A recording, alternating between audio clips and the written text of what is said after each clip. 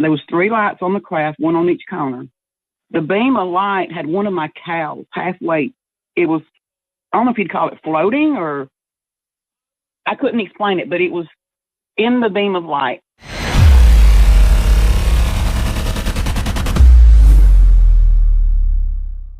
But I do want to make sure you guys know nothing in this show should be considered legal, medical, or financial advice. The views of the callers can differ considerably and do not necessarily reflect the opinion of myself, Dex, or anyone else with the show. Always do your own research and consult with professionals. The internet is full of fake news, so please take everything with a grain of salt. If you want to help us in any other way, I would highly recommend getting a virtual private network. There's more hacking going on than ever before, and if you are using public networks of any kind, I would highly recommend doing this because one account, you can get up to 70% off on a 3-year plan, can be used on 6 devices. It basically puts your IP somewhere else. It's super easy. You just turn it on or turn it off. There's even a mode where it just automatically does everything for you. MarfoogleNews.com/VPN. It helps out the channel. And then, Dex, why don't we pull in? We're going to get our next caller on deck. If you want to get D, a first-time caller, has a story about a triangular craft and mutilation. What's up, D? You are live on Marfoogle News. Hi, Marfoogle. How you doing? Hi. How are you? So you have a story about a craft. Is that right? Well, a craft and a cow mutilation. Actually, 3 cows was mutilated. Whoa. So I go ahead. Calling from Alabama. This is D. Lookout Mountain, Alabama. Smoky Mountain Parkway. I've lived on this mountain all my life. It was spring break, March of 93, I believe. We owned a small cattle farm, just a few hundred head of cattle. My oldest daughter was 12, and she had fell and broke her ankle. We had planned on going camping that week. Well, in lieu of her breaking her ankle, we didn't want to take the other 2 kids out and them have fun, her not be able to. So we decided we'd camp in the yard. About 9:30 that night, the cows got stirred up, and it was very unusual. There was a bright light over the pasture. So we took off over there. I took off, and my husband went to grab the gun. As I topped the hill to go into the clearing of the pasture, there was a triangle craft about, I'd say 75 feet off the ground. It was very, very low. There was 3 lights on the craft, 1 on each corner. The beam of light had one of my cows halfway. It was, I don't know if you'd call it floating, or I couldn't explain it, but it was in the beam of light off the ground. And the beam of light released it. The cow fell. When it fell, it broke its neck. My husband screaming, "Come on, I'm not going to come get you," because he was done freaking out, headed to the house. And I couldn't tell you if I was freaking, if I was in shock or awe. I just stood there. There was no noises other than the cattle. There was no sound of a craft. I mean, I couldn't even hear the cow when it hit the ground. We went back the next morning. I don't know exactly what happened after that. But we went early the next morning. We had 3 cows that was mutilated. Some of the sex organs was took. One of them was a pregnant cow. Its calf was took. Some jaws, just parts. And they looked like they had been surgically removed. But from that point on, my late husband, nor my kids would go out after dark. Now, I won't no more because there's a lot of things that goes on in these skies above my house. And you're in a part of rural Alabama, right? You're kind of out in the country land, or is it? I have a little over 1,200. I have a little over 1,200 acres, and my nearest neighbor is like 2 miles down the road. But now, I wasn't the only farm that got hit. There was several up in this area that several other farmers had some of their cows taken as well. The police, animal control, they couldn't tell us nothing.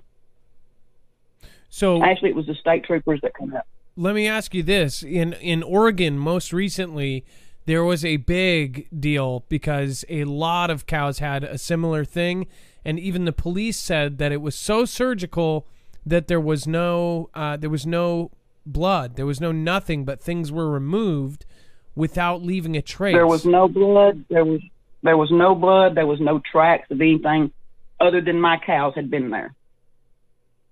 I mean, it was like nothing. I mean, I can't explain what happened. I mean, I can tell you what I saw. I can tell you how the cows ended up, but how they got that way, I couldn't tell you. Now, But they were surgical. It looked surgical. It was precision. now you said that they removed a few jaws. Are you saying that the jaws weren't there, or it was empty, or? The hide and the tongues was removed. You could see just like the bone and the teeth. And the one that dropped and broke its neck, do you think it already had a broken neck, or do you think it broke its neck because of the fall? I think it broke its neck because of the fall. That was one that was going to calf on me. She was due. And I lost her and the calf. Matter of fact, the calf wasn't even there. It was took. Now, have you ever told any of your friends or family about this, other than your kids? I've mentioned it on occasion, but people they don't want to hear it. Can I ask, what year was this? It was in March of 92 or 93.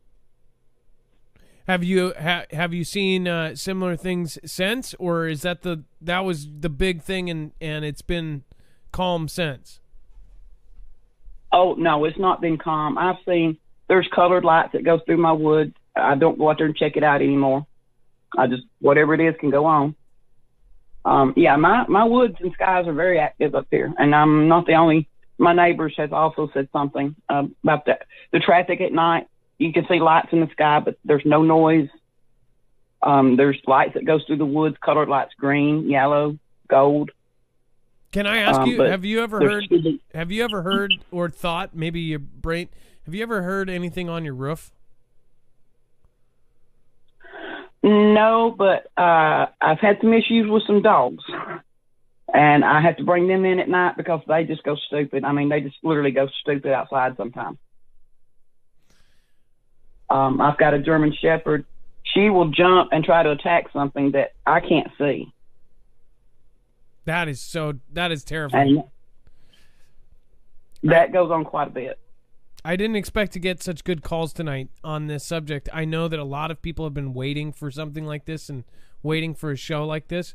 I don't know if you've been watching my show, but I've talked about it for quite a bit. There's been so many people that have been watching. Go ahead. No, you go ahead. I've been watching you close to 2 years now, but I've never got up enough nerve to call in. Well, I'm glad you did tonight. That's an amazing story, and it kind of gave me chills. Well, is there anything else you would like to say before you go? Again, thank you for your story, Dee. Thank you for what you do, and happy holidays. Happy holidays to you as well. Now, let me ask you. I'm going to let you go, but one more question. Do you still have cows and things? Do you still have livestock? No, I've gone down to smaller livestock like chickens. Okay. I don't raise. It's just me now. I mean, my husband's dead. My kids are grown and gone. I can't afford to run them cattle across the woods anymore. Getting too old. Well, even if you weren't, I probably wouldn't want to either after having that. So, well, thank you so much, Dee, for your call. Now we run cattle cleanup to about 2005, even after that happened. Ugh. But that went on. That went on for several months. We lost 3 that first night, and altogether, I think we lost a total of about 12 cows. Now, did you? And it was over a 3, maybe 4 month period. Did you ever talk to the news, or did anybody ever ask any questions about it? No, sir, they sure didn't. Weird. It was just up under the rug. It was hush-hush.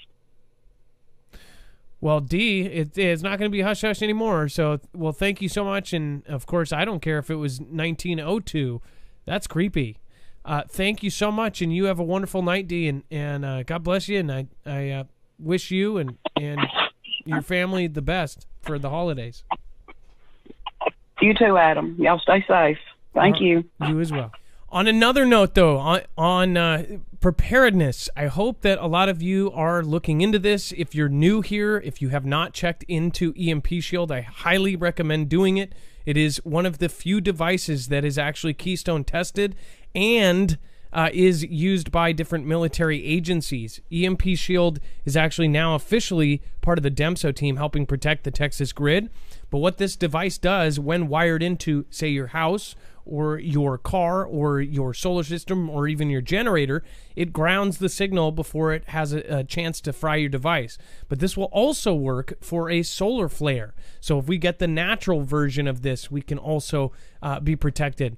Everybody should have one of these. It's a no-brainer, and I'm talking about anywhere in the world. You can go to marfooglenews.com/EMP and check it out. It does block against all three phases, E1, E2, and E3. It's a veteran-owned business, and it's 100% American-made. And not only that, after their government contracts a year and a half ago, after T-Man signed the bill to emergency, basically revamp our grid, they have now created not only more jobs, but they're about to create a whole lot more. They're building factories. It's pretty awesome, and they're all going to be here. So we want to make sure that if we work with a company, that not only do we believe in them, but we also want to support American businesses and things here.